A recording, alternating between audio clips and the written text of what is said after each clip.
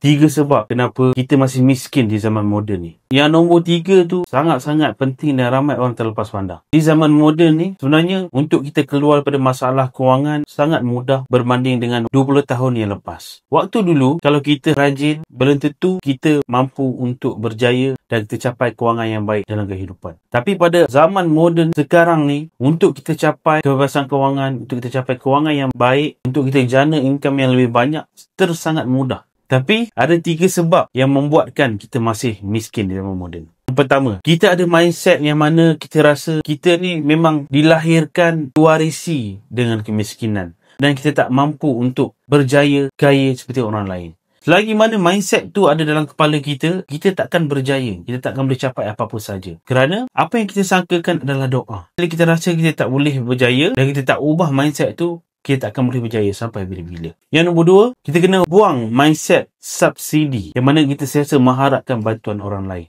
Dalam hidup kita di atas muka bumi ni, kita hanya bergantung harap pada Allah. Jangan berharap ataupun bergantung pada manusia. Mulai pada hari ini, doa, usaha dan tawakal. InsyaAllah, kalau kita usaha, Allah akan beri jalan keluar dalam apa saja masalah kita, terutamanya masalah kewangan. Dan yang ketiga, kenapa masih ramai orang yang miskin di zaman moden ini? Kerana mereka malas. Ataupun mereka rajin tetapi mereka masih lakukan perkara yang sama. Apa yang kita harapkan kalau kita masih melakukan perkara sama tetapi kita mengharapkan hasil yang berbeza? Kita seolah-olah berlari di treadmill. Kita tak bergerak ke mana-mana. Pastikan first kena rajin, kita kena usaha lebih daripada orang biasa sebab kita nak jadi orang yang lebih biasa. Nombor dua, pastikan usaha kita itu diletakkan di tempat yang betul. Semoga bermanfaat. Jangan lupa follow saya untuk lebih banyak tips-tips tentang kewangan dan kehidupan.